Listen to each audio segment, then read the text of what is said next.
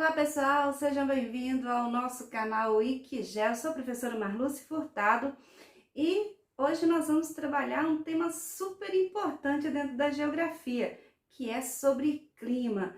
E aí, você já se perguntou por que na sua região é tão quente, chove tanto, ou é porque é tão frio, ou porque chove pouco? Por que enquanto algumas regiões agora está coberto de neve e outras estão um calor de 40 graus? Então, se você quer saber essa e outras respostas sobre clima, fique no vídeo até o final, que nós vamos te falar um pouquinho mais sobre o clima. E lembrando, se você ainda não se inscreveu no nosso canal, vai lá, se inscreve. Se gostar do vídeo, deixe seu like. Se tiver alguma dúvida, deixe também o seu comentário, que a gente vai respondendo assim que a gente tiver acesso às suas perguntas. Roda a vinheta, então.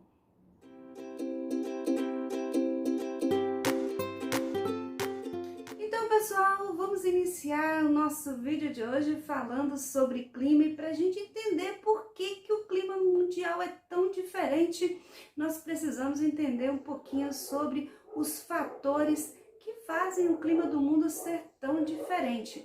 Então, nós vamos observar que existem 7 fatores climáticos que vão determinar as características do clima da sua região e de outras regiões do mundo.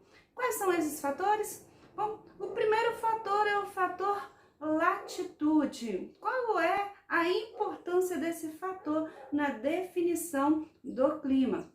Bom, lembrando que a Terra, ela é uma esfera, não perfeita, claro, mas dentro da questão climática, vamos imaginá-la como uma esfera e uma esfera um pouco inclinada sobre o seu eixo, o que faz com que haja uma distribuição desigual de energia vinda do Sol, tá? Entre os hemisférios norte e sul. Por isso, enquanto algumas regiões do norte é inverno, no hemisfério sul é verão e vice-versa. Isso porque, por causa dessa inclinação do eixo da Terra e o seu movimento de translação em torno do Sol. Regiões de baixa latitude são regiões de clima equatorial. Os países estão aí próximo à linha do Equador, tem essa característica de clima quente. Agora, próximo aos polos, áreas de altas latitudes, você tem a mesma quantidade de energia, porém distribuída sobre uma superfície maior devido a essa inclinação, resultando aí em áreas mais frias. Então, as áreas mais frias da Terra estão localizadas próximo aos polos, tanto ao Polo Norte quanto ao Polo Sul. Ok? Então, esse é o fator latitude. Qual outro fator importante? O fator altitude.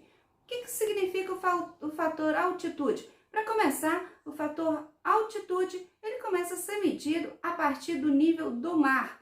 E a gente vai observar que uma média aí, há uma certa discordância entre autores, mas eu gosto de usar o valor de 180 metros de altitude menos 1 grau de temperatura. Então, isso iria equivaler mais ou menos uma região aí de 1.800 metros de altitude ao nível do mar, ela estaria pelo menos com 10 graus a menos do que na sua base. Porque imagina uma grande montanha na linha do Equador, tá? Ela vai fazer com que o clima, que pela latitude fosse equatorial, tivesse aí uma alteração, sendo aí um clima de montanhas, né? Dependendo do tamanho, da altura dessa montanha, você poderia ter aí um clima frio, temperado, como ocorre, por exemplo, na Cordilheira dos Andes, na região da América do Sul. As grandes altitudes desta cordilheira faz com que algumas regiões tenham um clima extremamente frio devido à sua altitude. Neste caso, nós vamos dizer que a altitude pode compensar a latitude. Então, não esqueça desse fato. Outro fator importante é a vegetação. Isso porque a vegetação serve como um cobertor para a superfície, entendendo o calor que naturalmente à noite, né, seria dispersado na atmosfera. E então você tem uma redução da amplitude térmica dessas regiões. O que é a amplitude térmica? É a diferença entre a máxima e a mínima de temperatura. Outra questão muito importante relacionada à vegetação é em relação à umidade do ar. Ela joga uma quantidade de umidade no ar que vai se transformar em chuva. Então, muitas regiões, elas dependem do fator vegetação para poder ter um clima mais chuvoso. Um exemplo disso, nós temos a floresta amazônica, que tem um papel fundamental no clima da região centro-oeste e sudeste do Brasil, porque ela contribui com a umidade que vem da floresta para essas regiões, fazendo com que essas regiões tenham aí um clima quente, porém úmido, diferente aí de outras regiões da mesma latitude que tem um clima mais quente e seco, em algumas regiões até deserta. Nós fizemos um vídeo aí falando sobre os rios voadores, né? Os corredores de umidade. Se você ainda não viu esse vídeo, ó, clica ali no card que você vai assistir e vai entender muito bem como esse fator vegetação contribui aí para o clima de uma determinada região, ok? Bom, vamos lá. O quarto fator é a maritimidade e a continentalidade. Muito bem, o que seria isso? Maritimidade é a proximidade com o mar e a continentalidade é a distância que uma determinada região tem do mar. E o mar, ele tem uma influência muito grande no clima. Por quê? Principalmente devido à umidade que ele lança na atmosfera. E a variação de temperatura ali, ela é menor que nas áreas continentais. Então, nós vamos ter nas áreas de maritimidade uma baixa amplitude térmica, ou seja, uma baixa diferença entre a máxima e a mínima. Enquanto que regiões continentais têm uma variação de temperatura maior e por isso são de alta amplitude térmica. E, claro, não vamos esquecer da umidade que faz com que o clima nas regiões do litoral sejam mais úmidos que nas regiões interioranas. Próximo fator climático são as massas de ar. Então, o que é uma massa de ar? É o ar em movimento. Esse ar em movimento, ele vai fazer com que áreas extremamente frias se movimentem para as regiões quentes e áreas extremamente quentes se movimentem para as áreas mais frias, fazendo com que haja um equilíbrio na temperatura atmosférica.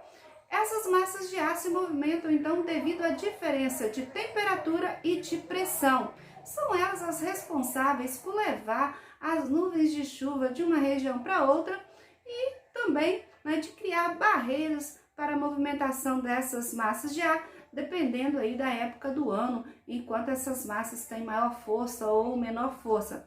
Como, por exemplo, no Brasil nós temos aí 5 massas de ar predominantes, 2 equatoriais, 2 tropicais e uma polar. Então, observa no mapa a seguir, né, que durante o verão nós temos aí a predominância das massas de ar equatoriais e tropicais, levando em consideração que todas as massas equatoriais do Brasil são quentes e úmidas.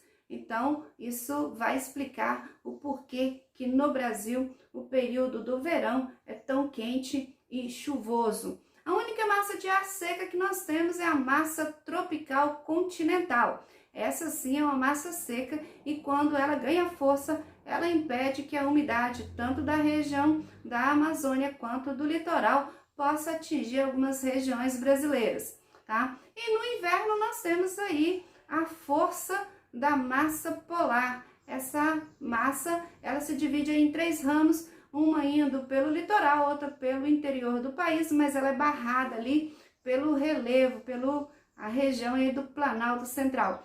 mas ela consegue, né, entrar num corredor entre a região do Planalto, né, e os Andes, ali nas planícies, principalmente ali do Pantanal, e pode chegar até a Amazônia, a região norte, provocando um fenômeno que nós chamamos de fenômeno da friagem. Então, esse fenômeno ele é uma reação ao fator massas de ar. Então, claro, quando você tem aí uma região que recebe massas de ar, né, quente e úmida, são áreas que vão ter maior quantidade de chuvas. E regiões massa seca, né, possivelmente, né, vai ter aí um período de estiagem. Então, depende muito da predominância dessas massas de ar, ok? Outro fator climático é as correntes marítimas. Então, as correntes marítimas são porções de água no oceano que também se movimentam devido às diferenças de temperatura, salinidade e de pressão. Essas correntes marítimas são verdadeiros rios dentro do oceano que vão também equilibrar as águas, né, do planeta, fazendo com que as regiões ao Polo Norte e no Polo Sul não fiquem tão congeladas no período do inverno, porque elas recebem águas mais mornas, originária aí na região do Equador. E também as águas equatoriais, elas terão uma temperatura um pouco mais amena, porque elas recebem as águas mais frias das regiões polares. Então, essas correntes também foram usadas aí pelos marinheiros, né, como uma forma de orientação, porque elas são constantes. Elas perdem força em determinada época do ano, dependendo aí da estação, mas elas sempre são constantes. Movimentam-se da região do polo para o Equador e do Equador em direção aos polos.